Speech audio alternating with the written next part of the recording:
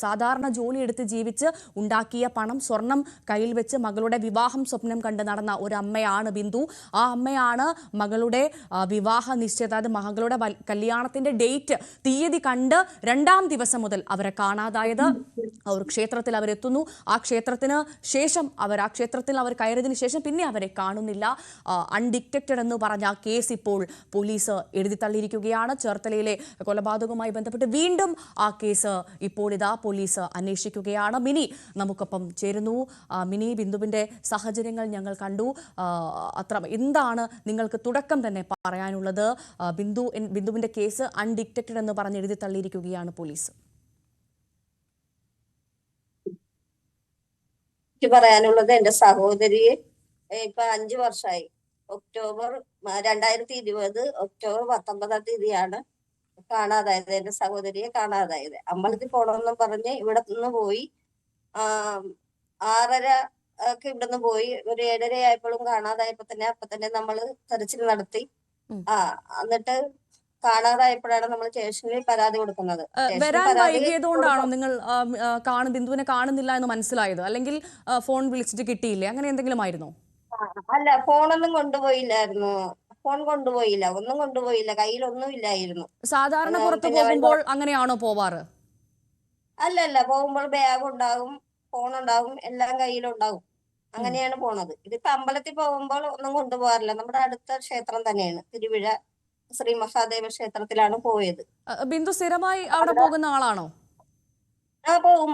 അമ്പലത്തിൽ ആഴ്ചയില് അമ്പലത്തിൽ പോകുന്നതാണ്. ആഴ്ച പോകും, അല്ലെങ്കിൽ ഡെയിലി പോകാൻ പറ്റിയാണ് അങ്ങനെ പോകുന്നതാണ്. അമ്പലത്തിൽ പോകണതാണ്, നമ്മുടെ തൊട്ടടുത്ത അമ്പലമാണ്, അതുകൊണ്ട് പോകുന്നതാണ് അവിടെ. ഈ ബിന്ദുവിന് ഇതിന് കാണാതാവുന്ന ദിവസങ്ങൾക്ക് മുൻപ് എന്തെങ്കിലും ഒരു മാനസിക വിഷമമുള്ളതായോ നിങ്ങൾക്ക് സംശയം തോന്നിയിരുന്നോ? മാനസിക വിഷമം അവക്കുണ്ട്. സാമ്പത്തികമായിട്ട് വിഷമം ഉണ്ടായിരുന്നു. പിന്നെ ഭർത്താവ് ഇങ്ങനെ ഇളയ കുഞ്ഞിന് 3 വയസ്സായപ്പോ ഉപേക്ഷിച്ചു പോയതാണ്. ഉപേക്ഷിച്ചു പോയി, പുള്ളി പോയി വേറെ കെട്ടി. അതില് 2 മക്കളുണ്ട്. അപ്പൊ പുള്ളി തിരക്കാത്തതിന്റെ ഒരു വിഷമത അവക്കുണ്ട്.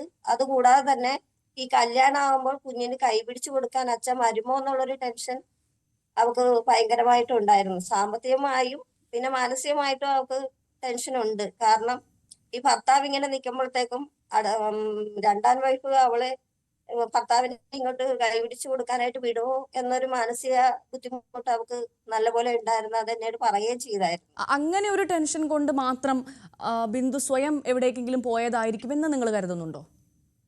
ഇല്ല, ഒരിക്കലും അങ്ങനെ അവള് പോകത്തില്ല. മാനസിക വിഷമം കൊണ്ട് അങ്ങനെ ഒരിക്കലും ബിന്ദു പോകത്തില്ല. എന്ന് വെച്ച് കഴിഞ്ഞാൽ ഈ 3 വയസ്സുള്ളപ്പോ, ഇളയ കുഞ്ഞിന് 3 വയസ്സുള്ളപ്പോ ഭർത്താവ് ഇട്ടിട്ട് പോയതാണ്. എന്നിട്ട് ആ കുഞ്ഞുങ്ങളെ വളർത്തി വലുതാക്കി 2 പേരും ബികോം കമ്പ്യൂട്ടറാണ്.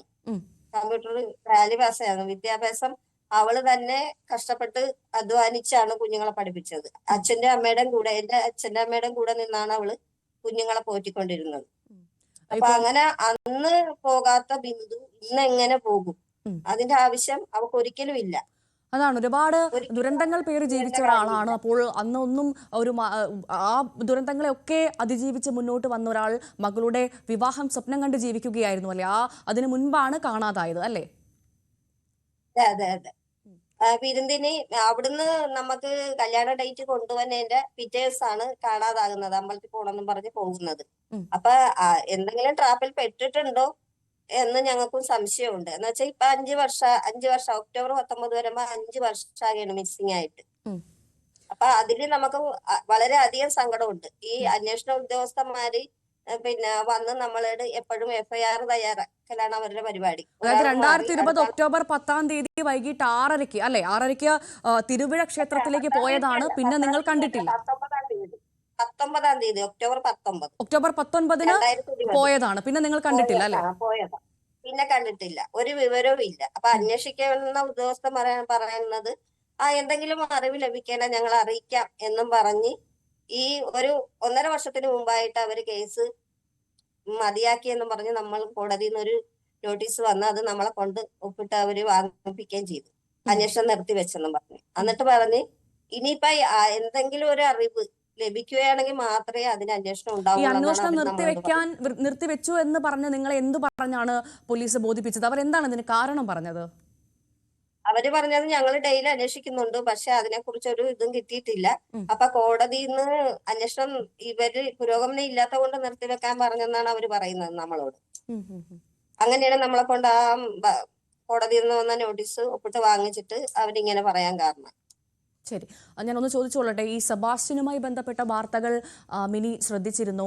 ഈ സെബാസ്റ്റ്യന് ഏതെങ്കിലും തരത്തിൽ ബിന്ദുവുമായിട്ട് സൗഹൃദമോ പരിചയമോ ഉള്ളതായിട്ട് മിനിക്ക് അറിയാമോ? അല്ലെങ്കിൽ സെബാസ്റ്റ്യൻ എന്നൊരാളെ മിനിക്ക് അറിയാമോ? ഇങ്ങനെ വാർത്തയില് അറിവ് മാത്രമേ ഉള്ളൂ, അല്ലാതെ ഇങ്ങനെയുള്ള സൗഹൃദം അവരുമായിട്ട് ഉണ്ടാന്ന് അറിയാൻ മേല. ഇനിയിപ്പൊ ഈ സാമ്പത്തിക ബുദ്ധിമുട്ടിന്റെ ഇതില് ആരെങ്കിലും പ്രലോഭനത്തിൽപ്പെടുത്തി കൊണ്ടുപോയാന്നൊരു സംശയം ഞങ്ങൾക്കുണ്ട്. അതല്ലാതെ പ്രലോഭനം സെബാസ്റ്റ്യൻ എന്ന് പറഞ്ഞ ആളെ നിങ്ങൾക്കാർക്കും പരിചയമില്ല അല്ലേ? ഇല്ല ഇല്ല, അറിയത്തില്ല, അയാളെ അറിയത്തില്ല. ഇങ്ങനെ വാർത്താ ചാനലിൽ ഇങ്ങനെ നമ്മളിപ്പോ 2-3 സ്ത്രീകളെ കാണാതായല്ലോ, അപ്പൊ അതിന്റെ കൂട്ടത്തിൽ ഇങ്ങനെ എന്റെ അനിയത്തി മിസ്സിംഗ് ആണ്, അപ്പൊ അതിൽ ഉൾപ്പെട്ടിട്ടുണ്ടോന്നൊരു സംശയം നമുക്കും ഉണ്ട്. ഉം.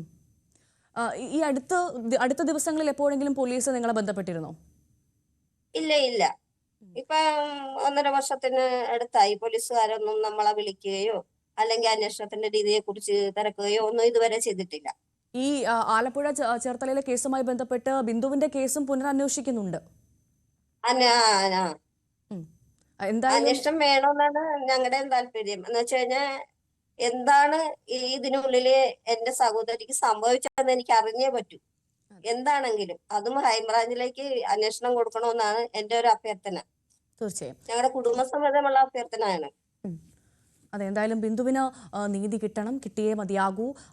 ഭരണകൂടം, പോലീസ് അത് കാണും എന്ന് ഞങ്ങൾ ഉറപ്പ് നൽകുകയാണ്. ന്യൂസ് 18 എന്തായാലും നിങ്ങളുടെ കുടുംബത്തിനൊപ്പമുണ്ട്. ഞങ്ങളത് ഒരു ഉറപ്പ് ഞാൻ മിനിക്ക് നൽകുകയാണ്. അക്കാര്യത്തിൽ സംശയമില്ല. വളരെ നന്ദി മിനി ഞങ്ങളോട് പ്രതികരിച്ചതിന്. വീണ്ടും